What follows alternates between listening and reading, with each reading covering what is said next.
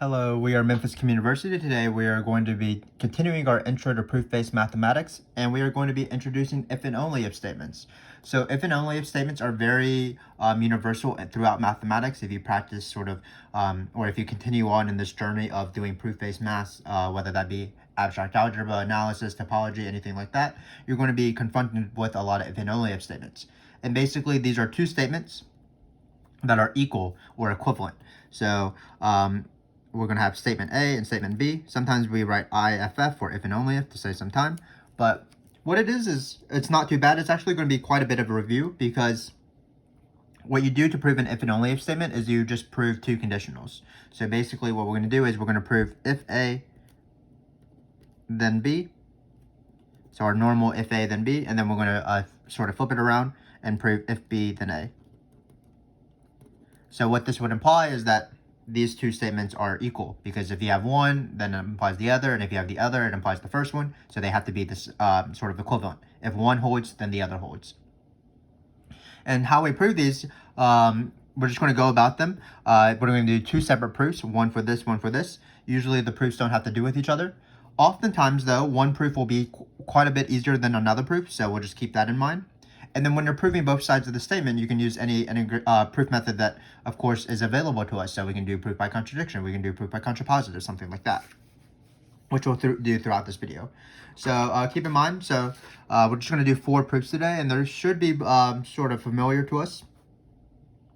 We're going to do one even-odd argument. We're going to do one divisional proof. We're going to do one congruence of integers proof with mods, and then we're going to have just one random one at the end. So let's get started. Let's just start with this one right here. So suppose x is an integer, then we want to prove the if and only if statement. If x is even, then 5x plus 7 is odd. So again, it's just basically 2 proofs in one for every single thing. What we need to do is we need to first prove, so let's first prove if x is even, then 5x plus 7 is odd. This is how you deal with if and only if statements. You prove one side, and sometimes one side is just incredibly easy, but you have to prove both of them. And then we'll eventually prove if 5x plus 7 is odd, then x is even. So again, 2 proofs in one, but that's all it is. So in this case, we're going to prove this one first. So proof. Well, this is a pretty baby proof, but if x is even, an even integer, that of course implies the definition of even, which means that x is equal to 2 times an integer. When we express x as 2 times an integer, we're going to immediately, like normal, plug it in where it goes. We're using a definition of x to sort of manipulate a harder algebraic expression. So 5x plus 7 is equal to 5 times 2n plus 7. Of course, what we want to do is we want to try to express this as 2 times an integer plus 1. So we're going to do the trick of breaking up 7 into 6 and 1 so that we can sort of factor out a 2 out of it eventually. We've done this in the past. So it's going to be 2 times 5n plus 6 plus 1, because we want it as 2 times an integer plus 1. We're going to factor out a 2. This is why we broke it up into 6 and 1. And then we have finished the proof. And thus, because 5x plus 7 is 2 times an integer plus 1, because 5n plus 3 is an integer, n is an integer, so 5n plus 3 will be an integer, that means 5x plus 7 is odd. I'm sorry if you can't tell that's odd. Let me add a no. So again, this is actually nothing new. This is a review of our direct proofs of even and odd, involving even and odd integers, but basically it was just one half of the proof. So now what we need to do is we need to prove the second half of the proof. But again, anytime you're proving a statement, even if it's a statement within another statement, or sort of the second half of a statement, what we can do is we can employ any single proof method that we have. So because we have something complicated and we want to prove something is simpler, well, what I'm going to do is I'm going to prove this by contrapositive. So this will be my proof, but it's going to be by contrapositive. because I'm allowed to do that, of course. So what's the contrapositive of this proof? Well, it's sort of the reverse of this one. If x is odd, then 5x plus 7 is even. So that's what I want to prove, because that will prove this second statement. So take x to be odd. With our normal even odd integers, we use the definition of odd, which is that x can be expressed as 2 times an integer plus 1. So x can be equal to 2n plus 1, where n is an integer. And then, of course, what we're going to do is we're going to plug in 2 plus 1 into this statement right here, because, again, we're proving the contrapositive, so we're proving if x is odd, then this thing is even. So we're going to plug in 2n plus 1 into this guy. So 5x plus 7 equals 5 times 2n plus 1. What we ultimately want to show is that 5x plus 7 is even, so we just need to express this as 2 times an integer. So let's do some algebraic manipulation. So let's just distribute everything. I think we get 10n plus 5 plus 7. This is definitely going to be even, because we can write it as 10n plus 12. We can take out a 2. So 5x plus 7 is odd. Sorry, we don't want odd, we want even, because we're proving the contrapositive. Because, not 5x plus 7, sorry. Yeah, 5x plus 7, sorry.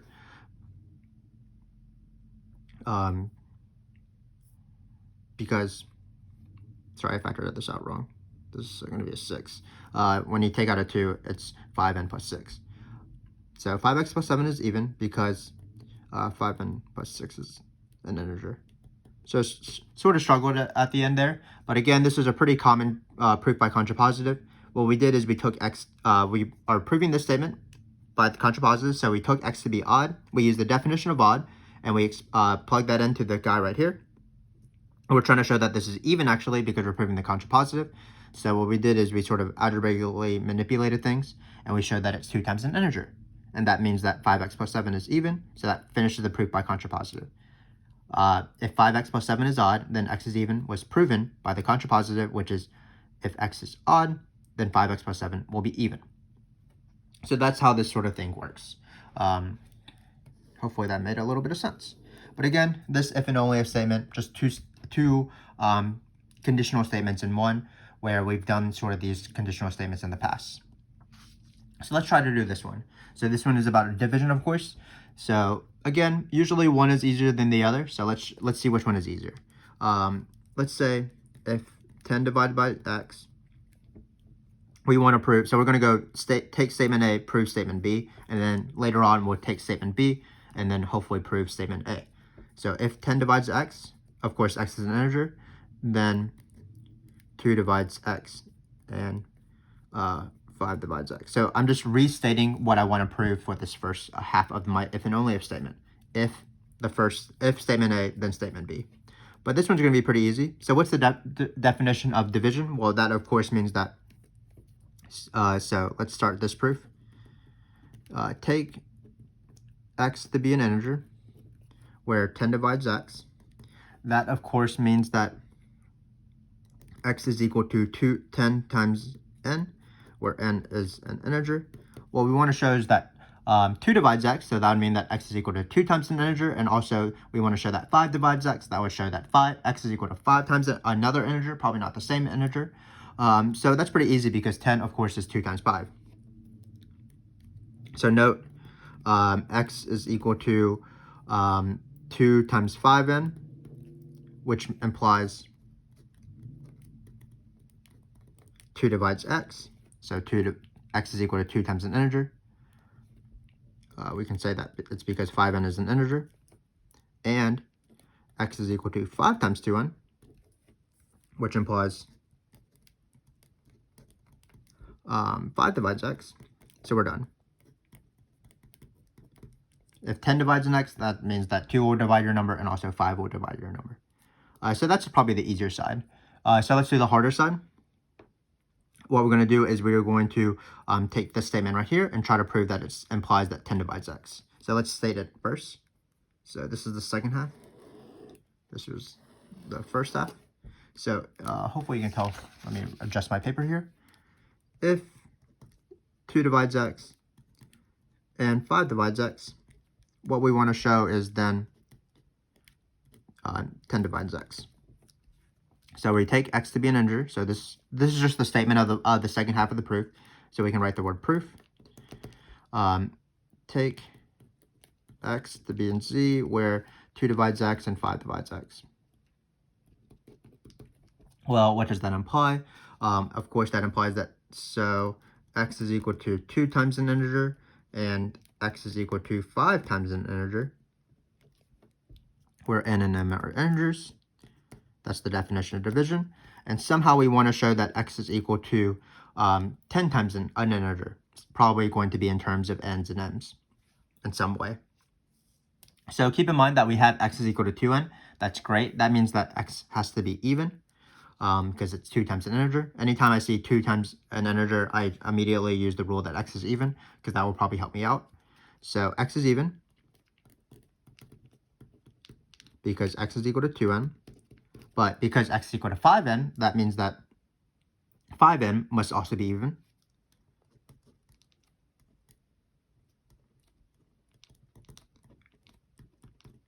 Well, what does 5n being even imply? What can I know about n? Well, if 5n is even, that means n must be even.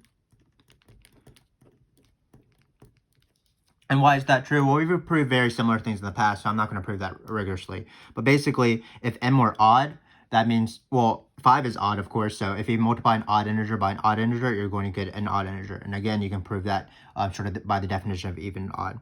But that's sort of a quick proof by contradiction. If m is odd, then 5m would be odd, and you can't be even and odd, because the product of 2 odd integers is odd. We've sort of used that fact throughout our videos. It's sort of an elementary fact. Of 2 odd integers is odd.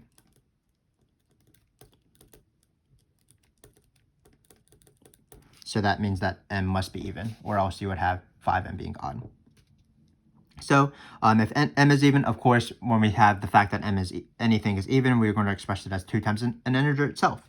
So thus, m is equal to 2 times p, where p is an integer. And immediately when we express things as 2 times integers by using the definition of even, what we usually do is we plug it into a formula. So in this case, we're going to plug in 2m right here.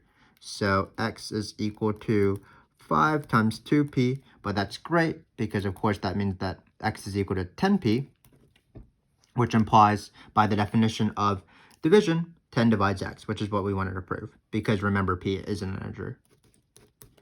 So again, this is sort of the way if and only if statements sort of are run. We've proven maybe we've proven this exact proof in a previous video, I can't remember. But again, if and only if statements aren't too bad, all you do is you prove sort of 2 sides of like 2 conditional statements, where the proofs really have nothing to do with each other. They might be a little bit similar, but you can use any proof method you want. You just have to do them separately. You can do them in any order as well. So let's prove something in terms of that involves congruence of integers, or mods. So we're going to take this one right here. Probably going to be very similar to our division one, because remember that congruence of modulars, congruence of integers, when you're dealing with mods, that definition involves division. So it'll probably be pretty similar to our previous proof. So we can get through it pretty fast. So again, we do need to prove 2 statements. So let's just write our first statement we want to prove. If this, then this guy right here. If x is y mod 14, then x is equal to y mod 12, or not mod 12, mod 2. 2 times 7 is 14. That's what we're going to use basically in this proof. So let's just start the proof. So proof. Take x is equal to y mod 14. Of course, x and y are integers. So when we have mods, and this is the only thing we know about x and y, we're immediately going to use that definition. So 14 divides x minus y, and then we're going to immediately use the definition of division. So, and x minus y is equal to 14 times an integer. And then what do we want to prove? Well, we sort of want to go in the reverse. We want to show that x minus y is equal to 2 times an integer. So that means that 2 divides x and y, so that x equals y is equal to mod, x equals y mod 2.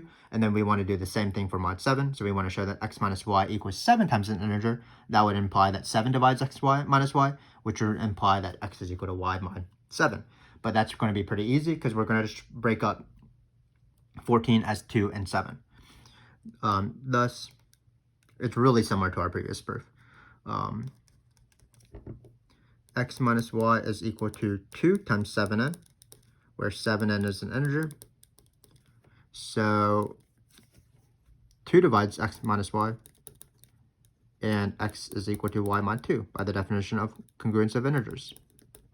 Same thing with 7.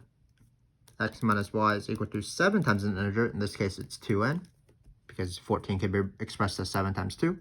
So 2n is an integer. This implies that 7 divides the difference between x and y. And if 7 divides the difference between x and y, that means x is equal to y mod 7. So we have proven our first statement. We have said that if x is equal to y mod 14, then x is equal to y mod 2 and mod 7 as we proved it. So we're going to do the same thing, but we're not the same thing, but we're going to prove the second half. So we're going to take this statement now, the combination of this and statement, and then we're going to try to prove that x is equal to y mod 14. So I might not have enough room, so I'm just going to write the proof. Hopefully you know what we're trying to do in this second statement by now. What we're going to try to do is we're going to assume this, and then we're going to try to prove this. So we can write down sort of the statement as we do the proof.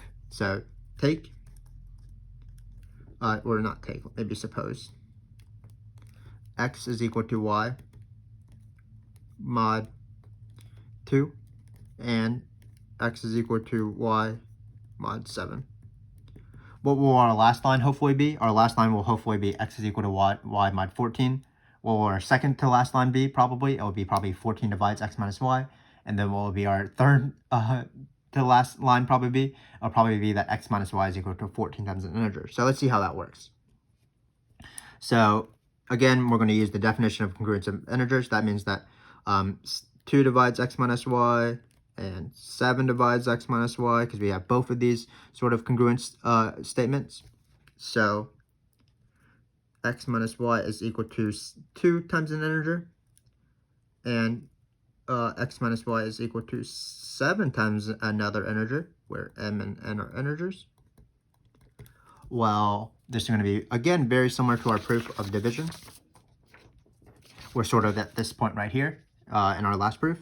So what we're going to use the fact that x minus y has to be even. And of course, if x minus y is equal to 2n and x minus y is equal to 7m, that means 2n is equal to 7m, which means 7m is also even.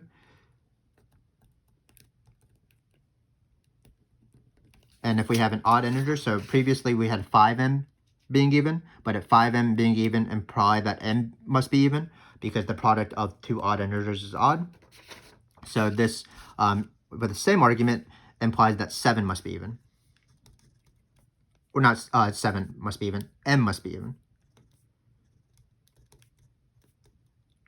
Again, if m were odd, that means 7 times an odd integer would be odd. That's a pretty easy proof. And 7m can't be both even and odd, so that means that m has to be even. You could prove this statement, for example, by contrapositive pretty easily. You take m be odd, and then you'll prove that 7 times m is odd. Or you can prove it by contradiction. But again, we didn't really prove it because it's a simple enough fact that we've used quite a bit often, even in this video. So, of course, m being even, we'll say that m is equal to 2 times another integer. So m is equal to 2 times some other integer. Hopefully you don't mind me saying but we're sort of running out of room here. Didn't leave myself enough space. So m is equal to 2p, where p is an integer. Of course, what are we going to do? We're going to immediately plug in this 2p into m. Thus, x minus y is equal to 7 times 2p, which is equal to 14p. And then basically we are done. This implies that 14 divides x minus y. Again, we were sort of predicting what we wanted to prove, and everything came to fruition. We showed that x minus y is equal to 14 times an integer. That means 14 divides x minus y, which means that x is equal to y mod 14, which is what we wanted to prove. Sort of barely ran out of space, but we got there in the end. So hopefully you can tell that. But again, this is how an if and only if statement works.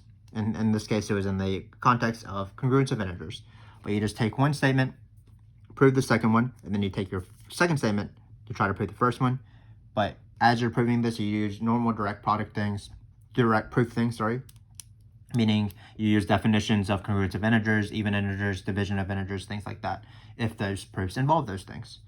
And then you sort of let yourself guide the question, guide yourself. So for example, in this case, we showed, because of the assumptions and the definitions, that means x minus y is equal to 2n, x minus y is equal to 7m. We saw 2n, which means that we should use even integers. So we showed that x minus y is even, but x minus y being even meant that 7m was even, which implied that m is even. And then immediately we used the definition of m, got 2p, plugged that guy in because we found more information about m, and that allowed us to prove that x minus y is equal to 14 times an integer, which ultimately allowed us to prove that x is equal to y mod 14. So hopefully you get the general strategy of these proofs. So we have one last question. This is sort of another division question, but a little bit different than normal. So let's just do this one. Again, there's going to be sort of there's two statements we have to prove. If this, then this, and if this and this. Remember that these proofs usually don't have anything to do with each other. You have to do them separately. And perhaps one is really easy compared to the other one. And I'm going to actually take this guy right here and prove that it implies this. So because all we have to do is consider these three numbers and just verify that this is holds. So I'm going to first take this guy right here. I think this will be by far the easier proof, even though the second proof won't be that hard as well. So we want to take this guy in here, and we want to eventually prove that x squared divides x. So because there's only three possibilities of x, let's just take all three possibilities and let's just brute force this. So proof. Note, if x is equal to -1, then what we want to do is show that we have -1 here is equal to -1 squared times -1. So we have shown that -1 squared divides -1. Because -1 is equal to its squared times an integer. Now, the other ones are even easier. So if x is equal to 0, then of course 0 is equal to 0 squared times 0, or actually any integer we want. We can just even use 7, for example. So this implies that 0 squared divides 0. Because, so if we can tell that, because we've shown that 0 is equal to 0 squared times an integer. We could have chosen any integer actually. And then same thing for x is equal to 1. Well, the easiest one is just use 1 throughout. I think that's the only one that holds. And note, because we have shown that 1 is equal to its square times an integer, which happens to be itself, 1 squared divides 1. So in all three of these variables we have shown, so for any x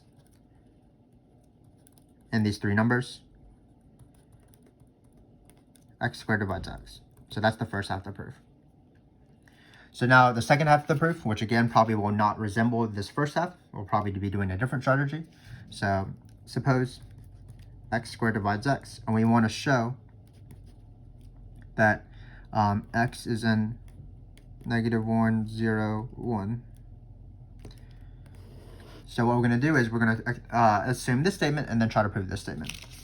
So what's the definition of division? That means that then x, so let's actually be a little bit more precise. Let's start with our proof.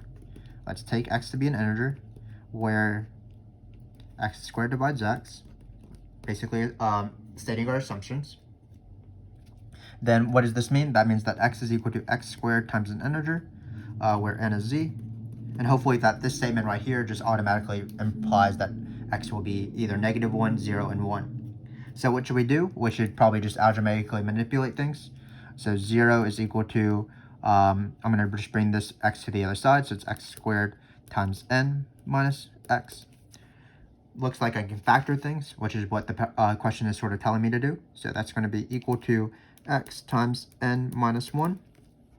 So if you have this equation, well, if you have a product and that product is 0, that means that one of the numbers has to be 0. Thus, sorry, I didn't factor that out right. This x is very important. So just keep in mind, when I factor out an x, I get what's left is xn minus 1. So again, one of these has to be 0. So thus, x is equal to 0, or xn minus 1 is equal to 0. So obviously, if x is equal to 0, we're good to go, because then x will be in the set. It will be one of the 3 numbers, because 0 is one of the 3 numbers. So what we have to do is examine what happens if x minus 1 is equal to 0. So if x minus n minus 1 is equal to 0, that means xn is equal to 1. Well, if we have xn equals 1, n is an integer, n is an integer, so that means x has to be an integer, because an integer times another integer, if it's 1, that means that either both of them are -1 or both of them are 1. So x is either plus or minus 1, or else you just can't have that happen where you have non-1 or non-1 integers be multiplied by 1. Because really the only divisors of 1 that are integers are, of course, -1 and 1. So in every single case, we have proven that x is going to be in this element right here, or in this set right here. It's either going to be -1 or 1 if this is satisfied, or x is going to be 0. So hopefully that sort of made sense. Hopefully you can tell that we really didn't learn very much things today. All we did is we just took what we normally did and we just applied it twice to every single statement. But hopefully this was a good review for you, as we did even in our odd integers, as we did division proofs, as we did congruence of integer proofs. So thanks again for watching. We always appreciate your support of our channel, and hopefully I will see you as we continue our exploration and proof methods. So thanks again for watching.